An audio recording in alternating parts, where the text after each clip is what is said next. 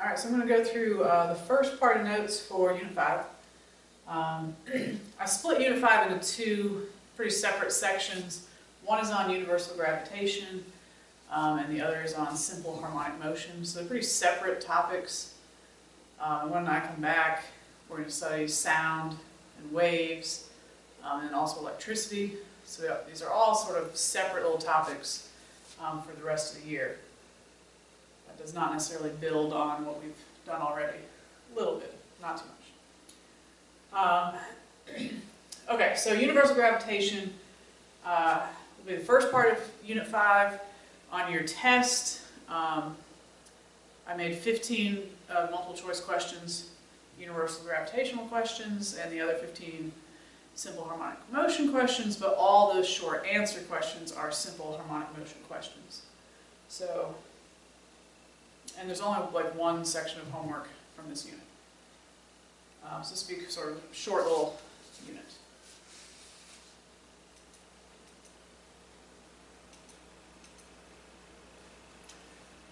Alright, so first we need our universal gravitational force formula.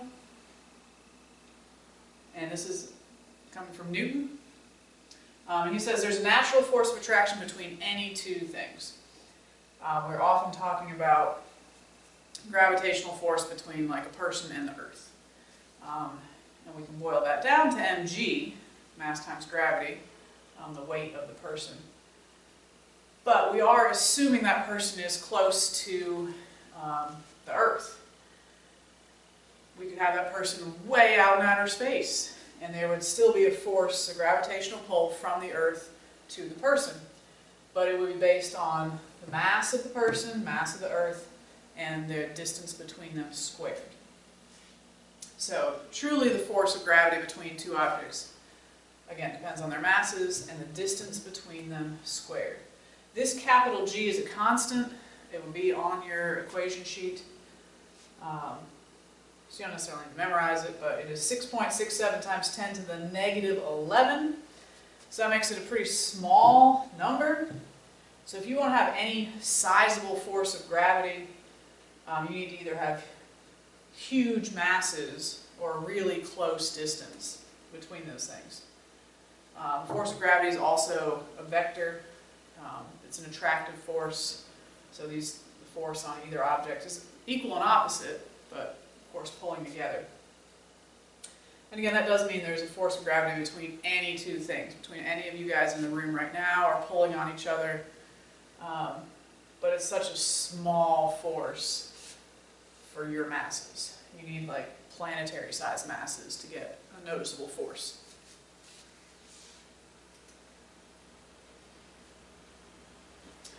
Okay, so using this picture, calculate the magnitude of the net gravitational force on the cue ball in the lower left corner. All the billiard balls have a mass of 0.3.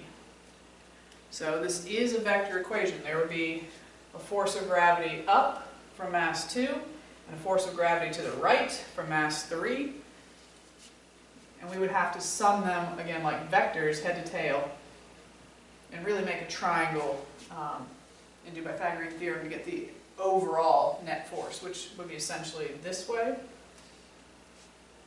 course, an instant later, all the balls would have moved a little bit closer, so we'd have a little bit different answer. But at this moment, this is how we're going to answer it. So, I'm going to call it just force up, force right. Let me make a little bit.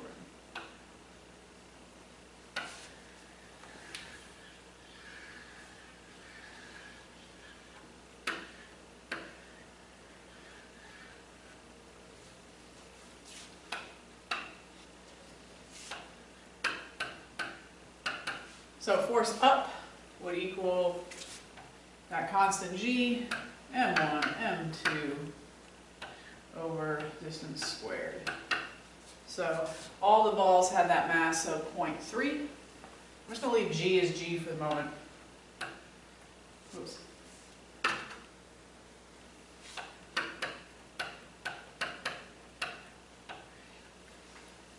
And the distance between them squared is 0.4 squared.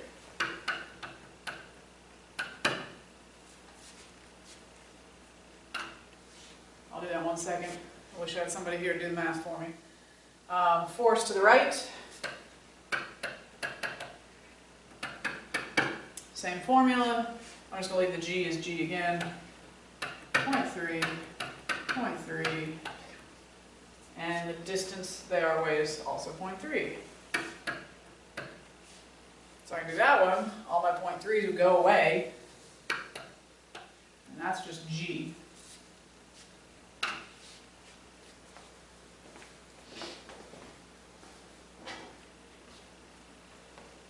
Alright, 0.3 divided by 0.4 squared.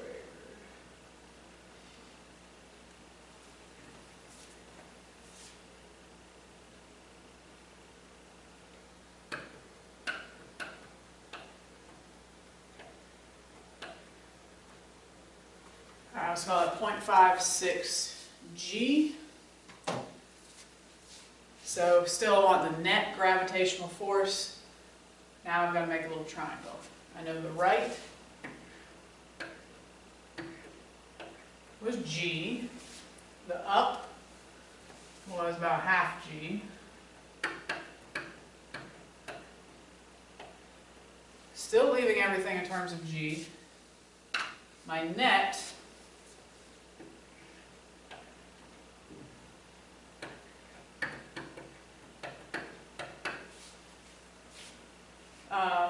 would just do Pythagorean theorem. And again, leave it in terms of G. You say this is a side of 1, this is a side of 0.56. And then stick G on the end. So 1 squared plus 0.56 squared, square root of that.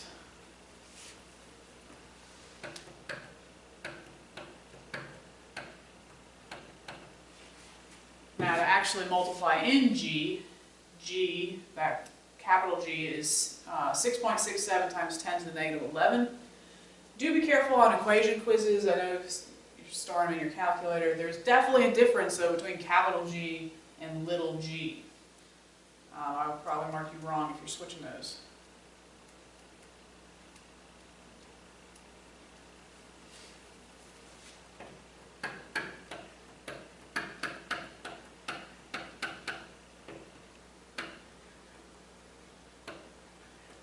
So I get 7.67 times 10 to the negative 11 newtons. Of course, really small force, because these are really small masses, and g's are really small constant. But I really should also put in an angle. I don't think it said, I've erased it now, I don't think it said magnitude. I think it said what is the net gravitational force. So it's a vector, it means magnitude and direction. So that's where I would do inverse tan, opposite side over adjacent side. So I would do inverse tan, make sure you're in degree mode. Really just 0.56 divided by 1, so 0.56. And I'm not in degree mode.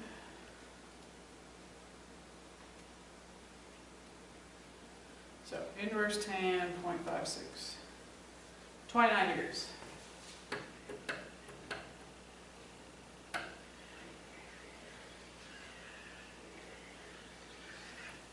So there you go.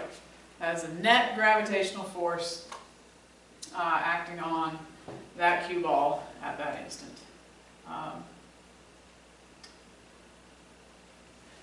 Other common questions you see with the gravitational force equation is just like, how does the gravitational force change if one of these variables changes? If you double a mass, all right, you're going to double the force. But if you double a distance, you double the distance away these balls are, you're going to decrease the force, but not by half. If you double the distance, you're squaring that. So you would decrease the force, but by a fourth, because you're squaring that too. You have a 4 in the denominator.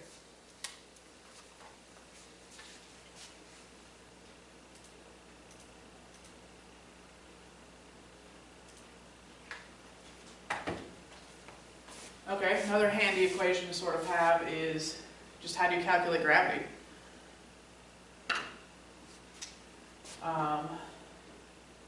So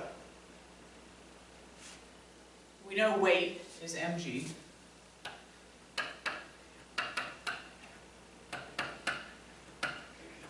But truly what your weight is the gravitational pull from Earth.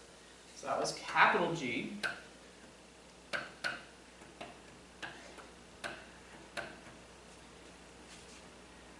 Now I label that M1 and M2 like the formula does.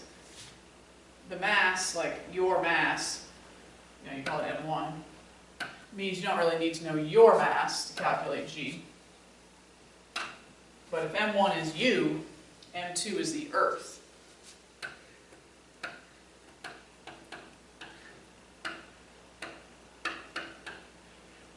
So to calculate the gravitational pull on Earth, or really anywhere, you would need to know the mass of that planet and the distance away. So this really would be like the radius of the Earth, assuming you were very close to the surface of the Earth. So you know the mass of the Earth and the radius of the Earth, which is not quite a constant thing. The Earth is not truly a sphere.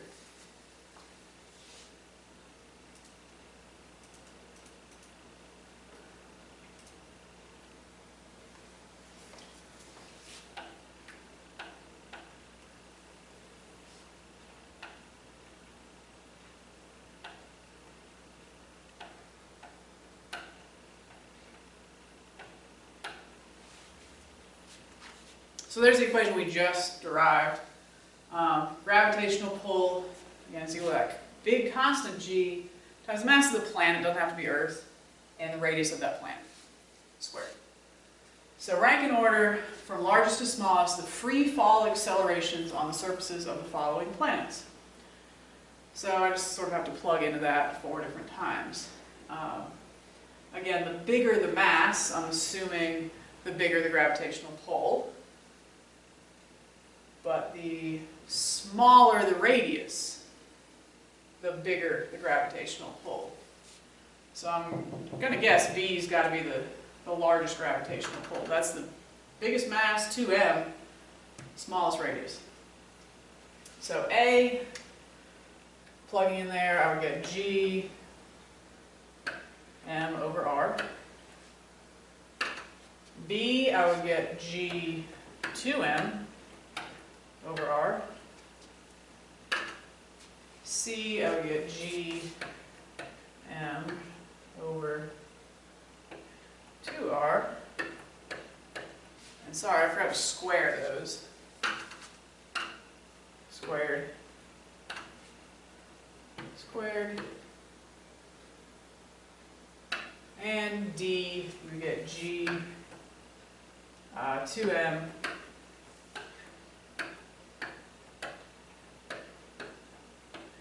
over 2r squared. So looking at the g's, the m's, the r squareds, I call that really like a factor of 1. This is double that. This is sort of my base. This would be 1/4 of the original. Again, squaring it, I'd have 4 in the denominator, I got 2 in the numerator, so this would be 1/2. So rank the accelerations from largest to smallest. B would be the largest, then A, then 1/2 is bigger than 1/4, then D, then C.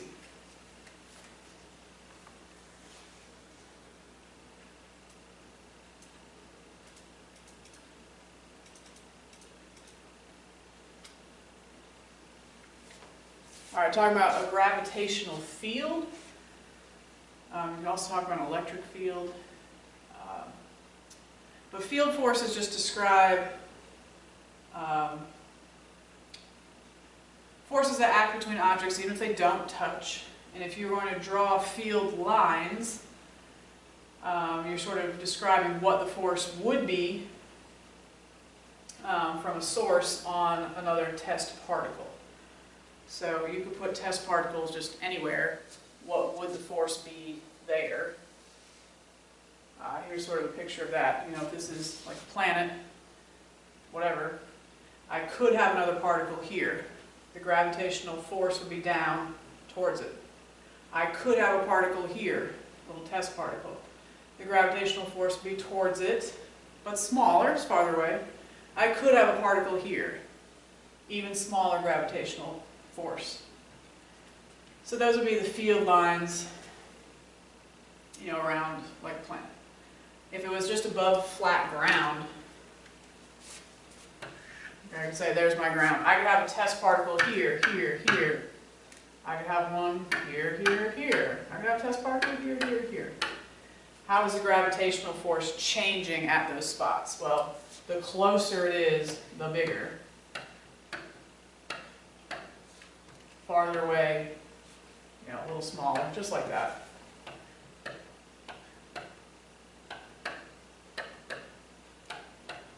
And so on. So those are just gravitational field lines. Should make sense for gravity. A little more complicated for electric forces with positives and negatives, but we don't have to worry about that.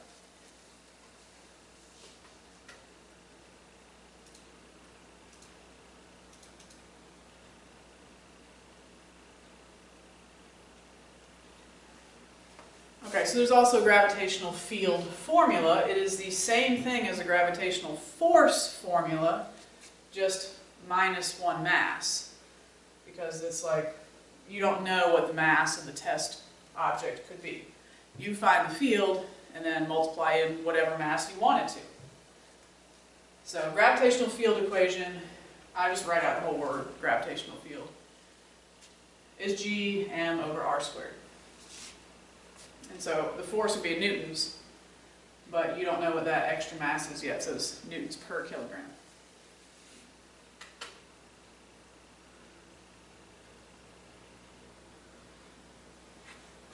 Okay, now addressing energy pertaining to universal gravitation. We have done gravitational potential energy, MGH, but in order to use that, we're always assuming we're very close to Earth. And of course, it's Earth, because we're using G 9.81. But we can also have gravitational potential energy farther away, and not just for Earth. And so here's our formula for the potential, the universal gravitational potential energy between any two masses. Looks very similar to the force equation, but there's no squared. And there is a negative sign, which again is somewhat arbitrary. This does come from a calculus derivation, but it's supposed to mean that the force there is attractive.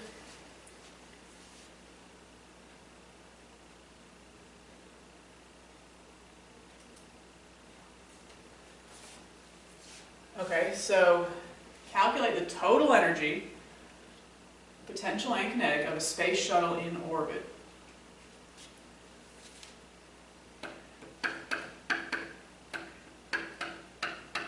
So I want to say potential energy plus kinetic.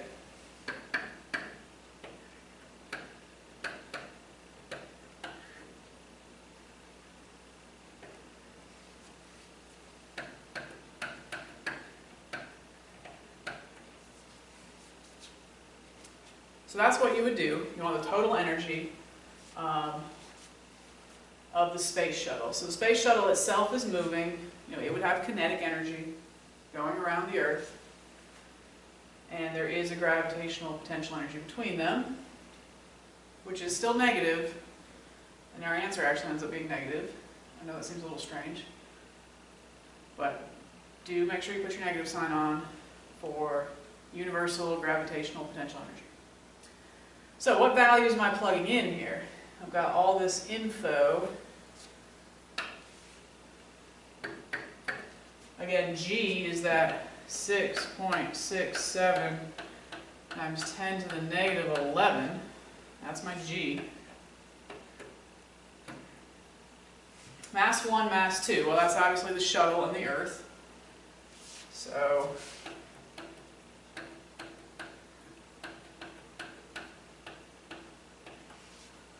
do shuttle first, Earth second.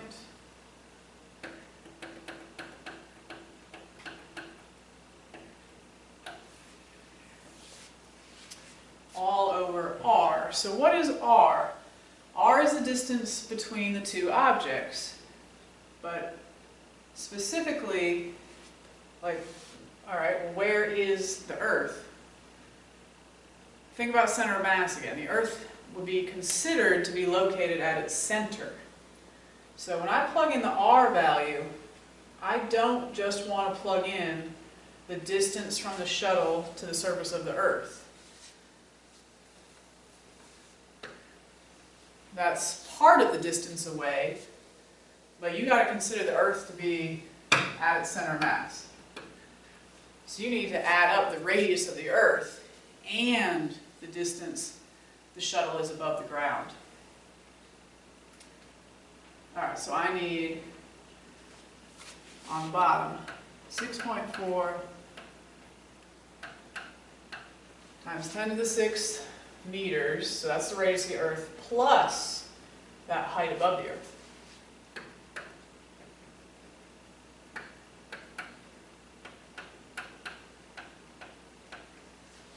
Okay, so all that blue is how you calculate the potential energy. Now I can add in the kinetic. Again, the thing that's moving here, of course, relative to the Earth, is the space shuttle. So 1/2 mass of the shuttle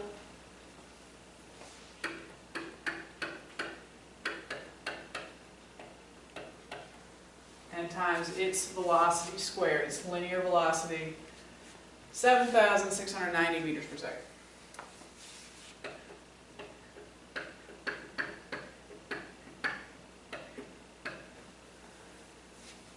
Squared. And hopefully we did all that right. There is an answer down here on your paper. I'm just going to assume that's all right. And we got negative 3.5 times 10 to the 12th joules. Just, one point again to make. Watch out for that r. It's not the distance above the planet, but it's the distance from the center of mass of each object.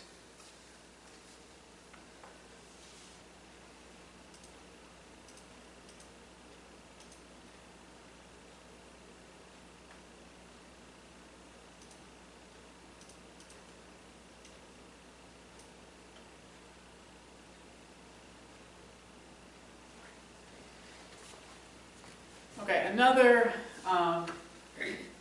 formula that's handy to have is the total energy for a two-particle system.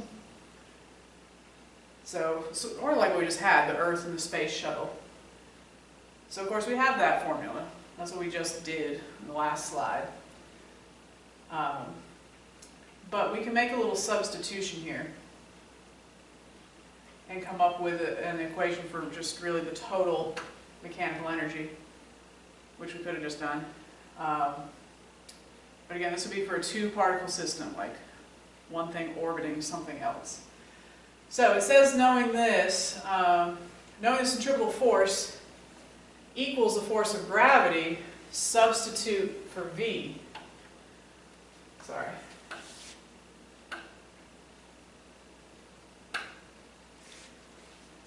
So, the centripetal force is the force of gravity. All right, that's G m1 m2 over r squared. That's my force of gravity. And as far as a centripetal force, or I'm trying to substitute for V, centripetal force, circular motion, maybe this rings a bell, but we had mv squared over r. So that's for the thing moving in the circle. So that would be like for the space shuttle. So I cancel out one of the m's, and I can cancel out one r. So really I have v squared equals g m2 over r.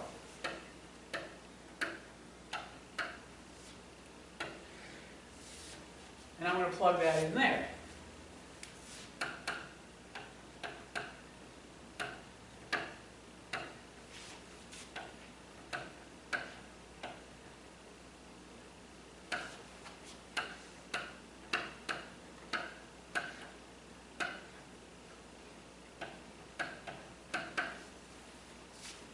So just plugging in for my v squared, I really have the same variables. I got m1, m2, g and r, m1, m2, g and r. So I've got a half minus a whole. So 1/2 minus 1 whole would be negative 1/2.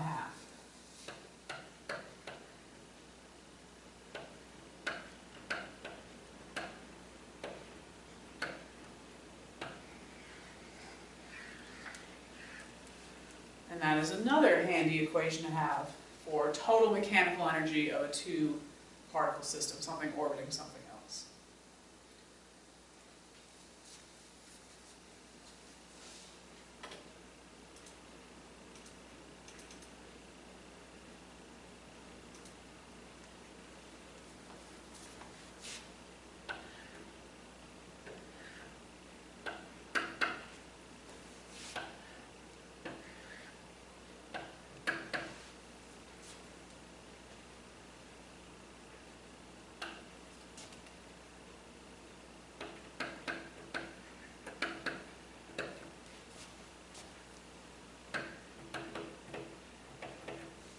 All right, I put this on here. This actually is a test question. Was an old AP question. It says, graph the mechanical energy of the planet-sun system, and then graph the mechanical energy of just the planet. So if we have the planet-sun system, our two-particle system, mechanical energy was like a constant value. It's at negative g m1 m2 over r times a half. But anyway, if it's the two things together, it's just constant. Mechanical energy should be constant. But if you're trying to separate out just the planet, and there is no sun, like there wouldn't be the potential energy part. There would just be the K, the kinetic energy. And I guess I got a little ahead of myself because I haven't done this slide yet, but is the kinetic energy constant? Well, for orbits, especially when they give you a little picture like this, you can see it's not a perfect circle. The speed of the planet is changing. If it's farther away here, there's a little bit less gravitational pull. It's a little slower. The closer to the sun, the stronger the gravitational pull, and it's a little bit faster. So it looks like it's starting out slow. I don't necessarily know which way it's going, if it's getting slower or not, but starting out kind of slow. As it gets closer to the sun, it would speed up a little bit. Go around the sun, and now it's going to slow down again. So the mechanical energy of just the planet would mean we're just talking about its kinetic energy. So that's not going to be conserved. And of course, we haven't really considered a whole system, so that doesn't necessarily have to be a flat line either. However, the system together, mechanical energy is conserved.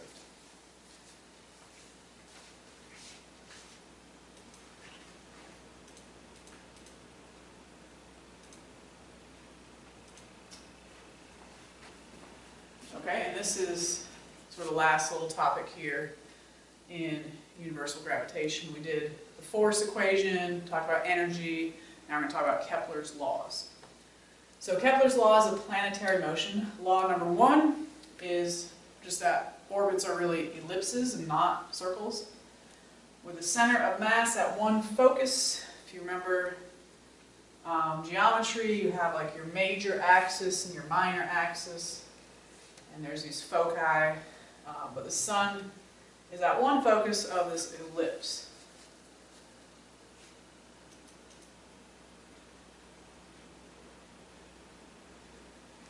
And we just sort of said this. The planets then also move at different speeds. A couple ways you can think about that is gravitational force is weaker the farther away it is. You could also talk about conservation of angular momentum.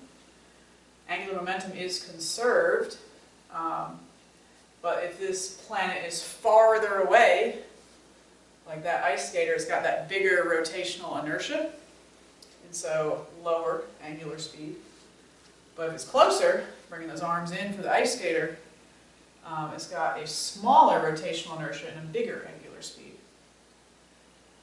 And this is really law number 2. It's actually called the law of areas, and it says that in any amount of time, the planets will sweep out equal areas. So closer here, this is a bigger area swept out than this. I'm sorry, it's the equal area swept out. Okay, so we'll just talk about that. All right, and the last law is the law of periods. Capital T for period just means the time for one circle, one orbit, one time around. Just get this equation in your calculator. The period of a planet, so the time it takes to go around once, squared, equals sort of this constant value, 4 pi squared over g, capital M. M is the mass of the thing being orbited, not the planet, so that would be the mass of the sun, most likely. And then the radius cubed, which, again, since the planets don't have a set radius, is sort of the average radius.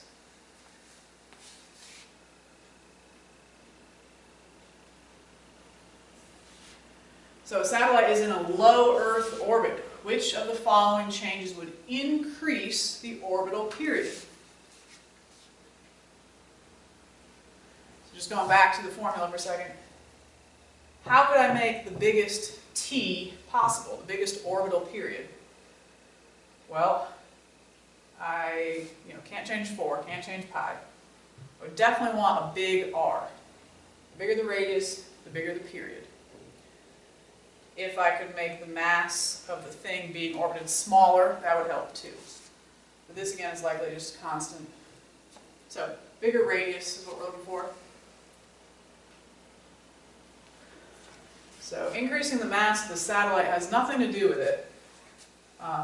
Decreasing the mass of Earth would help, but can't do that. So increasing the height of the satellite above the surface. That's what you'd want to do because that would increase the R value. Little g is not in there. All right, each year the moon gets a little bit farther away from the Earth, increasing the radius of its orbit.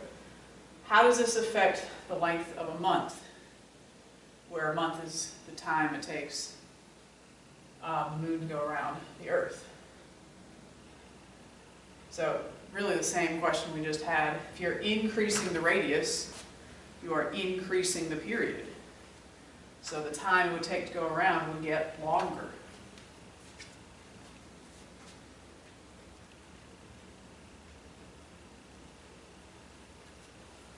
Okay, rearranging the law of periods, I just divided by the r cubed. And this is a typo, this should be cubed. This is a little technique to compare two planets orbiting the same thing. So you divide by r cubed, you get this constant, 4 pi squared over gm. If you have another satellite orbiting the same thing, so you talk about like the Earth orbiting the Sun and Jupiter orbiting the Sun. They're both orbiting the Sun, where the mass would be the mass of the Sun. So you could say like Earth info equals Jupiter info.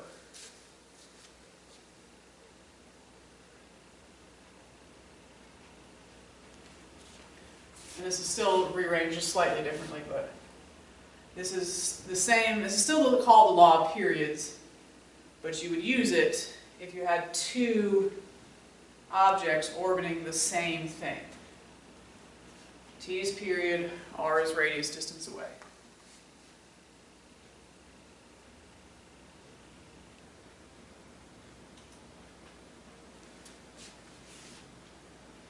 Okay, so the mean distance of Mars to the Sun is 1.52 times that of the Earth from the Sun. So they're both orbiting the same thing, the Sun. From Kepler's law of periods, calculate the number of years required for Mars to make one revolution. And keep it in terms of Earth info. So right now, Mars to the Sun is 1.5 times 1.52 times farther away. So if the radius is bigger, I'm expecting the period to be bigger. So here is the law of periods again.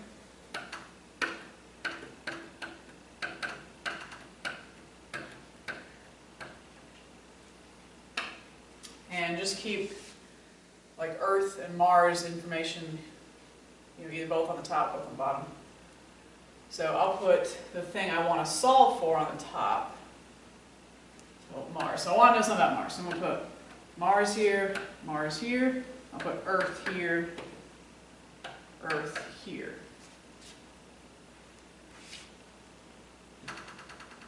So, what do I know? I do know the period of Earth around the Sun. How long does it take the Earth to go around the Sun once? And it says do it in years. So that's just 1 year.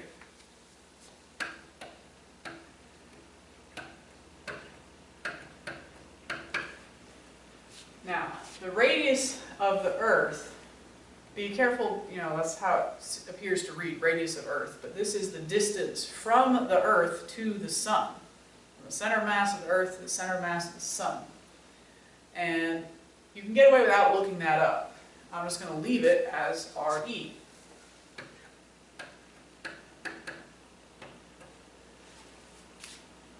The radius of Mars, again, the distance from the Sun to Mars, is 1.52 times that.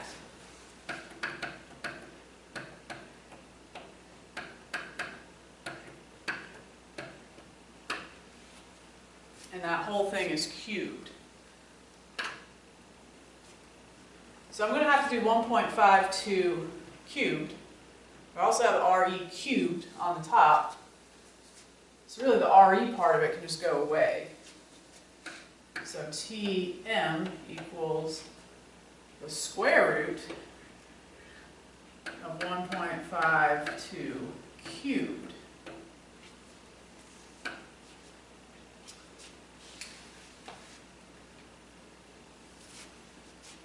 And I'm expecting something bigger than 1.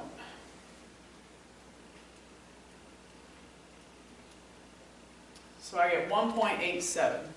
So it takes 1.87 Earth years, almost twice as long for Mars to go around the Sun once.